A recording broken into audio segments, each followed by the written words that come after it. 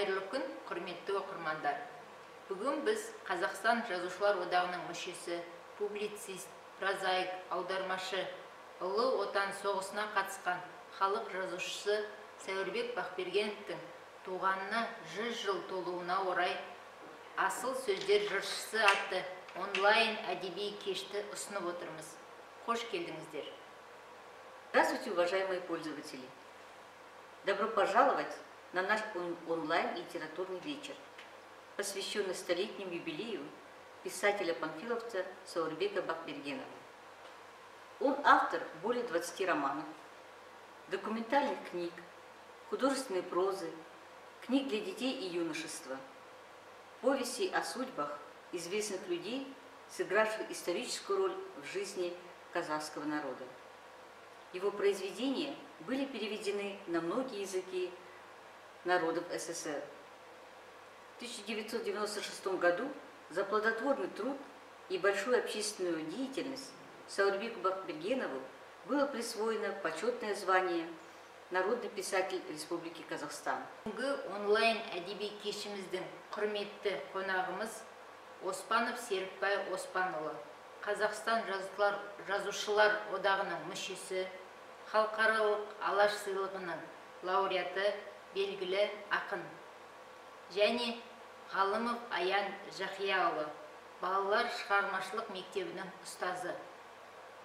Сәуірбек Бақбергенов 1920 жылы 15 сәуірде оңтүстік Қазақстан облысы Созақ ауданында дүниеге келген. Жастайынан әке-шешеден айырылып, Түркістан жетім балалар үйінде тәрбиеленген, қаламға тым ерте келген. Ол теміржолшылар мектебінде, педучилищеде, оқытушылар институтында оқып, жүріп, өлең әңгіме жазуға машақтаныпты. Тұңғыш жыр шумақтары 1939 жылы баспасөз бетінде көрінеді. Уже тогда у Саурбека Бақбергенова проявлялся писательский талант. В 1939 году он был призван в армию. Учителем стать ему не довелось. Со студенческой скамьи ушел на фронт.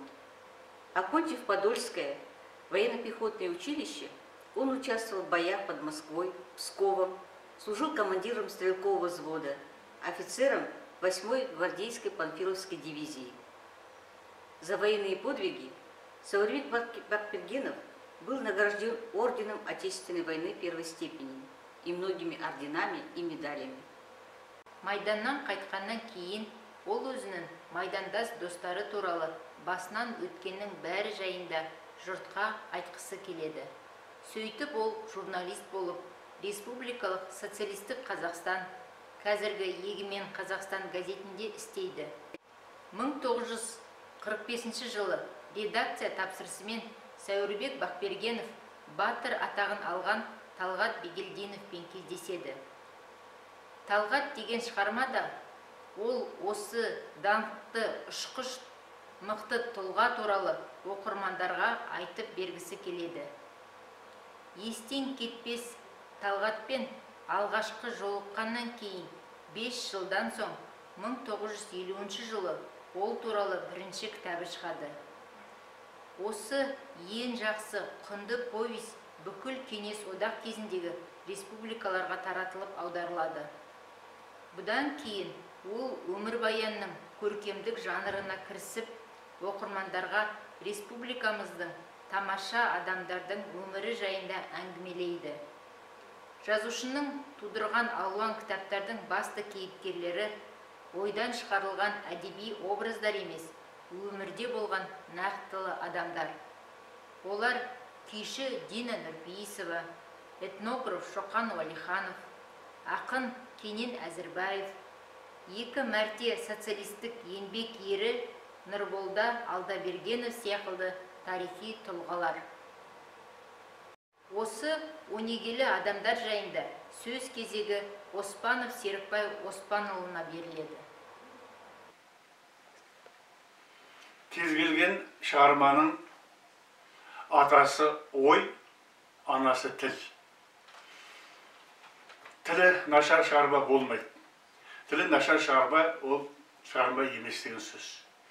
Ал мына Созақта туған Сәуірбек Бақбергенов тілге өте жүйрік адам еді. Жалпы Созақта туған Тәкен Әлімқұлов, Асқар Сүлейменов, тағы да басқалар. Оларда Созақта мына Торғай сияқты орыстар жоқ оларда. Орыс бара бермейді. Орыстарды сирек өтеді. Сондықтан олардың тілінде ешқандай басқа бір елден кірген сөздер кездеспейді. Тілі таза. Сәуірбектің де тілі таза еді. Алғашқы шығармасы осы енді соғыстан келді, соғысты көрді. Соғысты бір алдында училищеде оқыды. Соғысқа барар алдында да ол кісі шығармалар жазған. Бірақ негізгі шығармасы сол ең бірінші жазған 1953 жылғы Талғат повесі. Талғат Бигелдинов 2 мәрте Советтер одағының батыры атанған, елімізге белгілі ұшқыш, әскери ұшқыш. Осы шығарманы жазған кезінде өте қиналдым дейді. Сәуірбек Бақбергеновтың өзі айтады. Өйткені алғашқы шығарма біріншіден. Екіншіден, ұшқыш туралы көп білмейді. Бір нәрсені жазу үшін кез келген шығарманы жазардың алдында жазушы дайындалады оған. Мысалы, ұшқыш деген кім? Олардың жұмысы қандай? Соғыста қалай ерлік көрсетті? Ұшқанда қалай ұшу керек? Мынау барлаушы самолеттер болады. Жаңағы оларды әрине аңдып отырады. Оларды қалай табады? Қалай іздейді? Солардың бәрін бүгі шығысына дейін білмесе, жазушы дұрыс шығарма шығара алмайды. Жалпы соғыс тақырыбына көбірек қалам тербеген адамдардың бірі осы Сәуірбек Бақбергенов. Сәуірбек өйткені өзі Ұлы Отан соғысына қатысты. Мынау газет кейбір жазушылардың, кейбір сыншылардың айтатыны, мына газетте істеген адамдардың сөзі қасаңдау болады. Газет тілді бүлдіреді деген сияқты әңгімелер айтады. Бірақ шындығында ол жазушының өзіне байланысты нәрсе ғой. Жазушы егерде өзі очерк жазғанда әңгімедей қылып жазса, әңгімесін романдай қылып жазса, бұл өзіне байланысты нәрсе. Керісінше Сырбай Мәуленов айтпақшы, мынау газет шыңдайды. Бұл шыңдалу мектебі. Сол мен 1945 жыл туғанмын. Биыл 75 жасқа толып отырмын. Ол кісі сол 1945 жылы Социалист Қазақстан газетінде қызмет істеген екен. Сол Социалист Қазақстан қызмет істеген кезінде әрине біраз мақалалар жазды, төселді. Мынау жазушылыққа бұл ешқандай кедергісі жоқ деп ойлаймын. Өйткені осы жазушылардың көбісі Оралхан болсын, басқалар болсын, тағы да белгілі Төлен болсын, бәрі газет журналда қызмет істегендер. Оралхан мысалы жас алашта қызмет істеді, ленші жаста кейінді. Төлен жалын журналында қызмет істеді.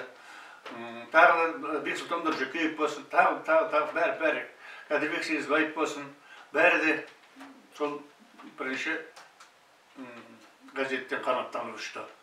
Осы Талғатты жазған кезінде өте қиналдым дейтін себебі осыдан болу керек. Бірақ енді ол кезде сұраныс солай болды. Ол кезде партияның кезі ғой, Кеңес одағының кезі. Еркін көсіліп жаза алмады, көбісі еркін көсіліп жаза алмады. Тақырыпты белгілеп беретін болды. Мысалы, өндіріс тақырыбы жазыңдар, құрылысқа жазыңдар, қойшылар туралы жазыңдар, жылқышылар туралы жазыңдар, завод, фабрика туралы жазыңдар деген сияқты өзі нұсқаулар болды. Содан да болуы мүмкін, Сәуірбек Бақбергеновтың шығармаларының көбісі мынау жастарға тәлім тәрбие беретін үгіттік насихаттық деңгейде сондай жазылған шығармалар. Бірақ әрине көркемдік тілінде дедік қой жаңа, тілі көркем, образ жасауда, сөз образлығы да бәрі де бұл Сәуірбек Бақбергенов шығармаларынан кездеседі. Одан кейін екінші Дина Нұрпейісова туралы повесть жазды. Бұнда да әрине күйдің қыр-сырын білу керек. Құрманғазының, мен Динаны кездестіреді, мысалы 10 жасында Дина Құрманғазыға кездеседі, Құрманғазы өзінің ақыл кеңестерін береді. Мына екі ішектің үндесуін, әр перненің сырын, қырын біл деген ақыл айтады. Домбыра тартқан кезінде Ақсақ киік атынан некені белгілі ғой. Бұл қазақтың арасында өте кең тараған аңыз бар ғой. Соған байланысты шығарған Ақсақ киік. Қайран шеше балбырауын күйлерін тартып көрсетеді. Жаңағы Қайран шешемнің қалай шыққан тарихын, Ақсақ киікті тартып отырған кезінде, Құрманғазы Ақсақ киікті тартып отырған кезінде, жаңағы 10 жасар бала, жаңағы Ақсақ киікті өлетін жерін тартып еткен кезінде, жаңағы сезімтал қыз көзіне жас алып, үйден жүгіріп шығады далаға. Ол кез келген нәрсеге әрине бірінші құштарлық, екінші талант, үшінші ол сезім керек қой, сезімталдық. Бүкіл жанымен берілмесе, күй де шықпайды, ән де шықпайды, өлең де шықпайды. Міне, сол Құрманғазыдан сабақ алған Дина бүкіл елге қандай танылды, жаңа күйлерінің аттарының Бұлбұл қалай шықты, Бұлбұл өзінің өмірін арналғаны екен, мысалы, Бұлбұл деген күйі. Жалпы, ол кезде домбырашылардың бәрі домбыраны қатты ұрамай тартатын. Әсіресе Динаның күйлерін тыңдаған кезде, қазір бұрынғы біз енді Динаны көрген жоқпыз, бірақ ол кісінің күй тартқан жаңағы таспаларды көрдік қой. Соны естідік қой. Сонда домбыраны бос бұрап тартады. Өте әдемі, әсем көңілді біз айтпақшы, әдемі халыққа жетімді, жаныңа, жүрегіңе тиетін нәрселер. Мысалы, қазірде кейде мынау филармония басшыларына айтам, сендер күйді қазір қазақ түсіне бермейді. Сондықтан концерт лекция жасаңдар. Жаңа балбырауын деген екен көп адам біле бермейді. Мысалы балбырап деген келеді өзі бал. Олай емес, бұрауынның балы деген мағынада айтылған нәрсе. Құрманғазы түрмеде жатқанда, түрменің басшы неміс бұрауын бал жасайды, той. Сол тойға Құрманғазыны алдырады. Сонда Құрманғазы осы Бұрауын бал деген күйді тартады. Балбырауын күйін. Балбырауын күйін тыңдап отырсаңыздар, орыстың билерінің элементтері бар ішінде. Міне, күй туралы жазу үшін, әрине, күйдің табиғатын жақсы білу керек. Күйшінің табиғатын жақсы білу керек. Бұл кісілердің тағы да енді бұл Төлеген Момбеков, сол жақта Файзолла Үрмізов деген керемет, Үрміз деген ақсақалдар болған кезіме шекті күйдің шеберлері. Оның бәрі ар жағында, созақ бір жағынан біздің Сарыарқамен шектесек. Сүгірдің күйлері, Тәттімбеттің күйлерімен үндесіп жатады. В повести «Бустургай. Жаворонок» писатель показал образ замечательного певца, композитора, сказителя Кенина Азербаева, донесшего до наших дней традиции импровизации. Он также писал очерки о людях искусства. певице Розы Баглановой, композиторе-панфиловце Рамазане Елебаеве. 1957 жылы Қазақ ССР-нің өнерге еңбек сіңірген қайраткері, күйші, Құрманғазының шәкірті Дина Нұрпейісова шығармашылық өмір жолы туралы жазылған Дина атты повесі мен 1963 жылы жалғасын тапқан Қайран шешем деген атты роман жарық көреді. Сіздердің назарларыңызға Дина романы туралы бейне жазба қабыл алыңыздар. Сіздерге Сәуірбек Бақбергеновтың Дина атты кітабымен таныстырғалы отырмын. Менің қолымдағы кітап 1957 жылы көркем әдебиет баспасында шығарылған. Батыс қиырларының бірінде күй өнерінің тағы бір үлкен ордасы Жайық өзенінің бойында туып өскен қазақтың ұлы күйші композиторы Дина Нұрпейісова туралы арнайы роман. Роман 9 тараудан тұрады. Бірінші тарау ел ішінде атақ даңқы әртүрлі дүмпу тудырып жүрген Құрманғазы атты кісіні көруі, әрі оның ақсақ тиік деген күйінің осы кішкентай Дина қыздың көз алдында дүниеге келуі. Бұдан әрі Қайран шешем тарауында Кенже палуан мен оның кішкентай қызы Динаның атасы Құрманғазымен екінші мәрте кездесуі суреттеледі. Бұл оқиға осы Нарынқұмдағы атақты тұлға Ақпай ұлында болады. Содан Сарыарқаны, Алатау айналасын талмай кезіп, ел-елдің тұрмысын, жағдайын көзмен көрген Құрманғазы бір алуан жаңа күйлерді шығарумен қатар басында бұлт үйіріліп жүрген де адам екен. Оның өнерпаздығын көре алмаған көп дұшпаны сырттан әртүрлі қауесет тарататын әдет тауыпты. Оның бірі Ақпайдың баласы Қасқали үкіметке жала жауып Құрманғазыны түрмеге отырғызады. Осындай қауіп қатерді көрген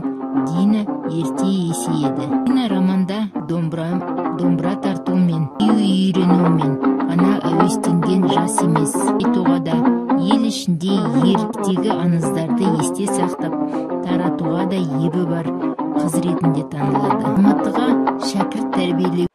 Құрметті көрермендер, ал енді сіздердің назарларыңызға Құрманғазының күйі Адай. Орындаушы балалар шығармашылық мектебінің ұстазы Аян Ғалымов. Қабыл алыңыздар. Құрманғазының күйі Адай.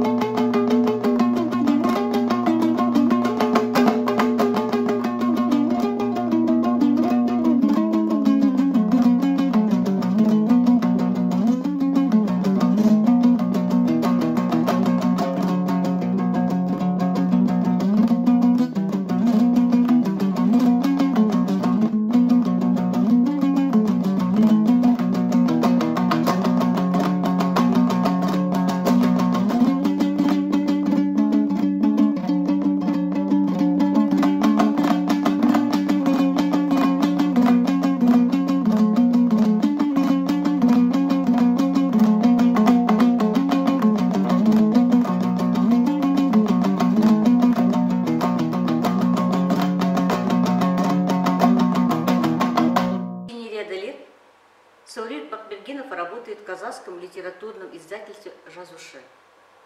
Эти годы были наиболее плодотворными. Многие его рассказы, очерки, романы становятся очень популярными среди читателей. В издательстве «Детская литература» выходит в свет его произведения для детей и юношества. Туремурат, Жигер, Байжума, сказание о золотом человеке. А также писатель осуществляет перевод на казахский язык рассказы и сказки Максима Горького, Владимира Короленко и других авторов. Сәуірбек Бақбергеновтің соғыс тақырыбына арналған шығармашылығы өзінше бір төбе. Жазушының тудырған алуан кітаптардың басты кейіпкерлері Ұлы Отан соғысының қаһармандары Бауыржан Момышұлы, Талғат Бигелдинов, Бахтияр Мендегазин, Темірбек Көкебаев, Рамазан Елебаев.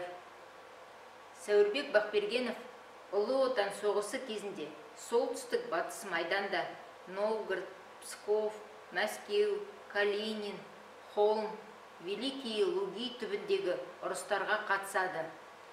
28 Панфиловшылар дивизиясында алдымен взвод командирі, кейін дивизиялық байланысшы офицер болады.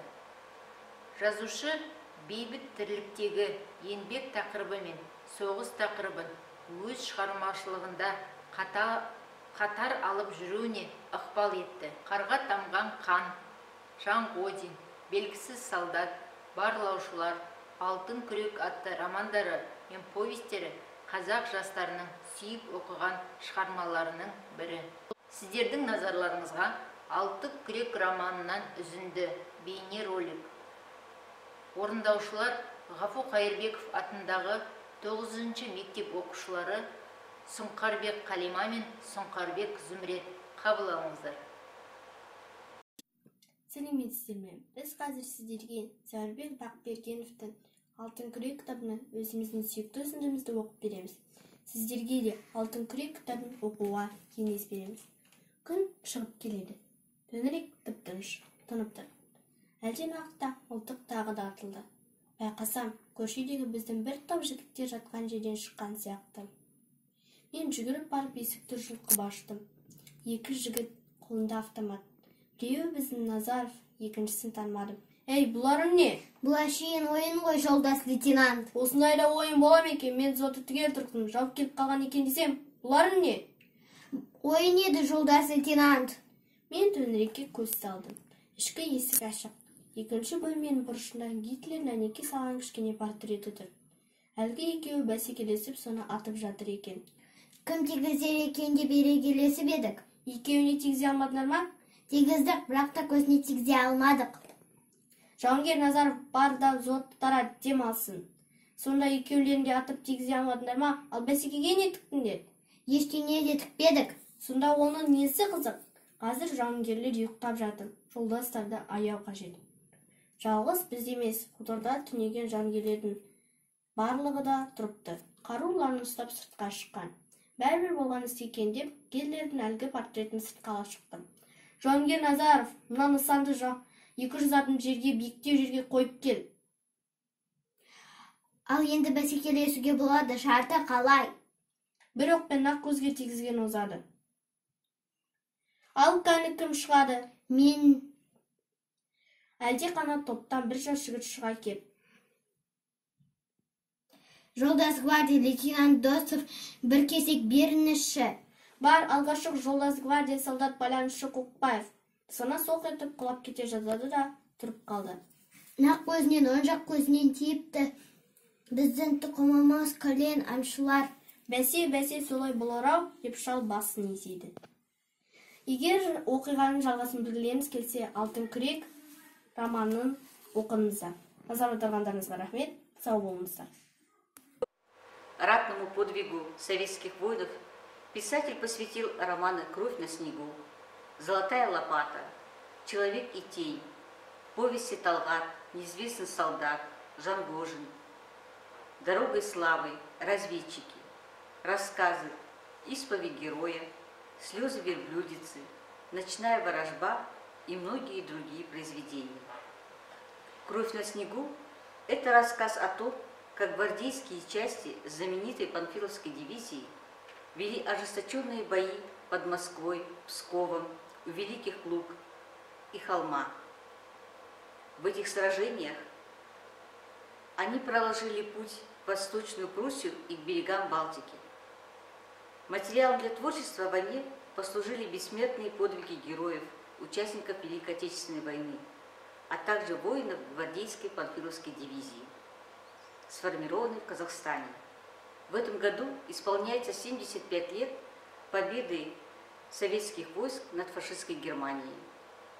В жанре художественной биографии написаны 3 повести о жизни Чухане Валиханове: «Звезда упала на Коянколь», «Я вас люблю» и «Голубки Тараза».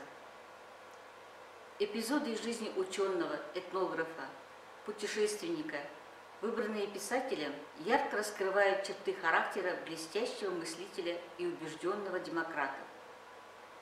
Одним из первых в казахской литературе Сауырбек Бакбергенов показывает удивительную по своей искренности дружбу между Чуханом Валихановым и Федором Достоевским. Қазақтың ұлы ғалымы, тарихшы, фольклор танушы Шоқан Уәлихановтың жайында автор 3 повесть жазыпты. Соның бірі «Ақбоз» атты ару романы жайында кітапханашы Айжан Кеңесқызы сыр шертіп береді. Қабыл алыңыздар. Сәлеметсіздер ме, құрметті оқырмандар. Сіздердің назарларыңызға Сәуірбек Бақбергеновтың «Ақбоз атты ару» атты кітабын ұсынғалы отырмын. Бұл романда ұлы ғалым, саяхатшы, этнограф, тарихшы өзіміздің Шоқан Уәлиханов туралы. Шоқан Уәлихановтың жазушы соңғы жылдардағы өмір баянын баяндайды. Шоқанның халқына деген сүйіспеншілігін, туған жерге деген сағынышын және махаббаты Айсараға деген екеуінің махаббатын кеңінен баяндайды. Бұл романда Шоқан Уәлихановтың негізіндегі жер суаттарын, Жетісудан Қашқарияға барған екі ортадағы барлық жер суаттарының тарихын зерттеп, соны жазып сызбалары. Және сонымен қатар Петербург, Омбыда жүргенде орыстың ұлы жазушы ақындарымен араласқаны жайлы, олардың достығы, олардың Шоқанға, әсіресе Достоевскийдің Шоқанға айтылған: «Шоқан, сен европалық білім алған көшпенді халықтың ішіндегі жалғыз, ең бірінші ғалымсың. Сен жазусызды ұмытпа, жазуды ешқашанда тастама» деген өсиетін есінде сақтаған. Осылай романның өрбуіне өте қызықты. Айсарамен кездескені, оған үйленгені және Айсараға соңғы өтініші, ол өлгеннен кейін елі Сырымбетке, ата-енесіне орал деп айтқан антын Айсара орындайды. Оқыңыздар, өте қызықты, тарихқа толы халық ауыз әдебиетінің негізгі нысандары осы кітап арқылы оқып білуге болады. Ауыл шаруашылығының өзекті проблемаларына орай көптеген әңгімелер, очерктер, өткір мақалар да жариялаған. Спорт тақырыбына да қалам тартып, 13-ші ойыншы атты повесте тудырды. 1984 жылы Сәуірбек Бақбергеновтың арнайы тапсырысымен Жалын баспасы жоғарғы сынып оқушылары үшін «Менің Қазақстаным» сериясы бойынша Қазығұрт басында кеме қалған деген атпен оңтүстік Қазақстан облысы туралы кітап жазған. Мұнда сол өңірдің ерекшеліктері, арғы-бергі тарихы, географиясы, өсімдігі мен жан-жануарлар дүниесі өте қызықты баяндалған. Из-под пера писателя вышла интереснейшая повесть о казахском батыре, спортсмене Қажымұқане Мұнайпасове. Им написаны очерки о людях труда, о городах Казахстана, Усть-Каменогорске, Кентау, Каратау, Караганде. В 1985 году московским издательством «Советский писатель» выпущена повесть Сауырбека Бақбергенова «Отец и сын», рассказывающая о жизни шахтеров Караганды в трудное послевоенное время. Повествование начинается с весны 1945 года.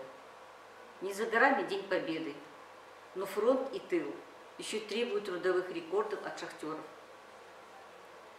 В аулы еще приходят похоронки, а бригадир Камбарбек, потерявший на фронте сына, смотрит на молодых ребят и думает, что они за люди, как относятся к делу, готовы ли к подвигу.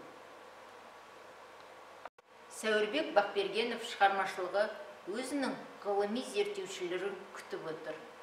Ол кісінің қаламынан туған роман повестердің, деректі туындылардың көркемдік деңгейі, өмірлік шындықтары, қуаты, тіл қасиеттері, ғылыми негіздері, этнографиялық қырлары сыншылар тарапынан ашылу керек деп ойлаймын дейді жазушы Ұзақбай Доспанбетов. Всенародное признание получили повести, романы, рассказы и очерки Саурбека Бақбергенова.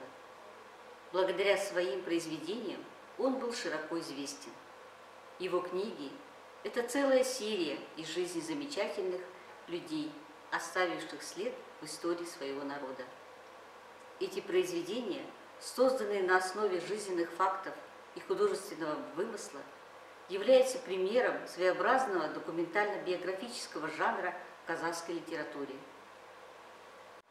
Көріп тыңдағандарыңызға көп рахмет. Қош сау болыңыздар. Мы благодарим вас за внимание. До новых встреч!